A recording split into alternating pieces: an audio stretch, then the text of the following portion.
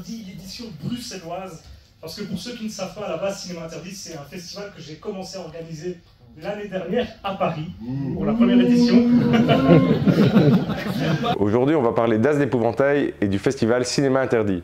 Le festival, il a commencé à Paris avec Cinéma Interdit, mais c'était déjà le nom d'une émission que je propose sur YouTube qui se concentre sur des films qu'on ne distribue pas chez vous. Tout simplement, ça peut être parce qu'ils sont censurés ou parce que tout simplement le marché, il n'y a pas de place pour eux, quoi. La deuxième édition, il était il y a quelques mois en mai, au Club de l'Étoile, que je remercie de m'avoir fait confiance pour cet événement. Et ça s'est plutôt bien passé, on a eu des chouettes invités, on a eu par exemple Laurence Harvey, qui a joué dans Human Centipede 2, qui était présent, on a eu Yoshihiro Nishimura, on a eu Karim Ouelaj, un réalisateur bien de chez nous qui a fait Mégalomaniac, qui était présent pour la toute première de la première édition de Cinéma Interdit. Bref, ça s'est super bien passé.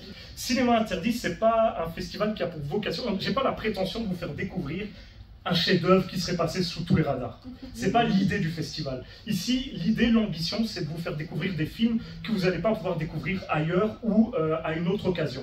C'est-à-dire que, voilà, depuis quelques temps, je me suis fait comme spécialité de découvrir des films fous, des films parfois déviants, des films qui ont parfois des propos bizarres, des films qui ont des identités visuelles très marquées, et surtout des films qui ne sont pas du tout distribués en général en dehors de leur pays, voire même dans leur propre pays. C'est super compliqué d'y avoir accès, et mon but c'est d'essayer de réunir des œuvres de ce genre et de vous les proposer. Tout ce que je peux vous promettre, c'est que vous allez voir des choses folles dans tous ces films. On sait que As d'Épouvantail est l'un des plus grands youtubeurs belges d'horreur francophones, vu qu'il a plus de 150 000 fans et 400 vidéos à son actif depuis 2016. J'ai d'ailleurs rencontré Obif dans le jury d'il y a 2 ans, si je me trompe, où on remettait des prix, moi pour la critique, et lui pour un autre prix, je ne sais plus lequel. C'est pas grave. Vous pouvez aller voir ça sur le Wikibif si vous voulez chercher le prix qu'il avait rendu à l'époque. Aujourd'hui, on va parler de son festival, donc Cinéma Interdit, et du film Bakemono.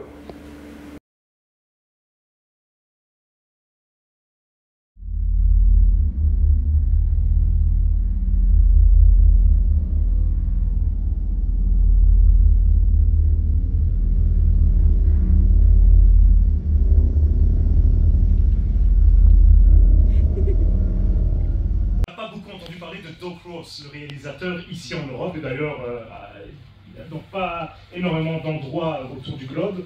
C'est un réalisateur qui nous a déjà donné une œuvre il y a plus de 15 ans, qui s'appelait The Sky Has Fallen. C'est un Américain qui depuis a exilé au Japon. Donc en soi, c'est un Américain qui a réalisé un film japonais, comme le titre l'indique. Ça pour le coup, ça ne doit pas être une surprise. Et c'est avant tout un spécialiste des effets spéciaux pratiques, Doug Ross, et qui est capable de faire vraiment des merveilles avec très peu de moyens. Avec ça, il a fait vraiment des petits miracles, parce qu'il est conscient de son manque de moyens, et du coup, forcément, il adapte ses œuvres à ce qu'il est capable de faire. En l'occurrence, ici, Bakemono, c'est un film de monstre, mais également un film de maison hantée, comme vous le verrez. C'est un film très lent, donc on n'est pas sur un train fantôme ou ce genre de choses, on est vraiment sur un film avec pas mal d'exposition, avec pas mal de lenteur, beaucoup de personnages aussi, comme vous le verrez. Parce que le point de départ, c'est un Airbnb en plein Tokyo, dans lequel vont se succéder tout un tas de gens. Et donc c'est quand même vraiment bien foutu, parce qu'il arrive à nous tenir en haleine pendant 1h30 et donner du mouvement dans cet espace qui fait 3 mètres sur 3. Alors évidemment, le budget il est rikiki, vraiment mini. Donc c'est pas un format grand public, loin de là. Si vous n'aimez pas le cinéma de genre un peu barré, indépendant, ainsi que le cinéma d'horreur japonais, passez votre chemin. Mais nous, en salle, ça nous a vraiment plu.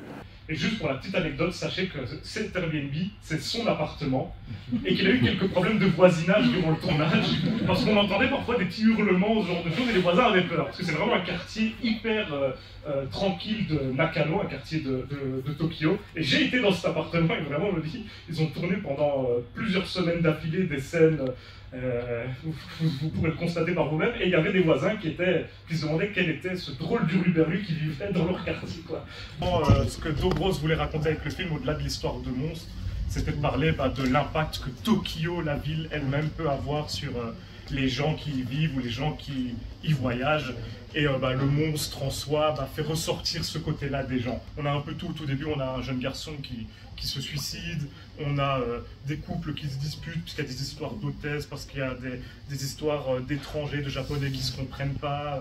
On a tout un tas de situations qui sont apparentées à des dérives provoquées par la ville de Tokyo selon Dogros. Hein. Donc et ce film, c'est vraiment le regard d'un étranger qui vit à Tokyo depuis 10 ans sur sa ville.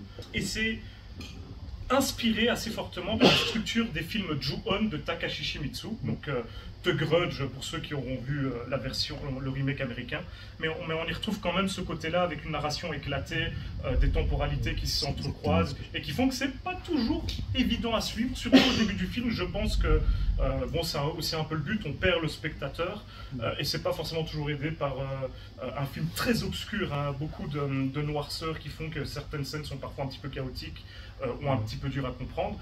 Mais du coup, voilà, ça c'est les grands buts de Dogros, c'était d'expérimenter sur la temporalité narrative du film et alors de pouvoir exprimer un petit peu cet impact mystérieux que la ville de Tokyo a sur ceux qui y passent.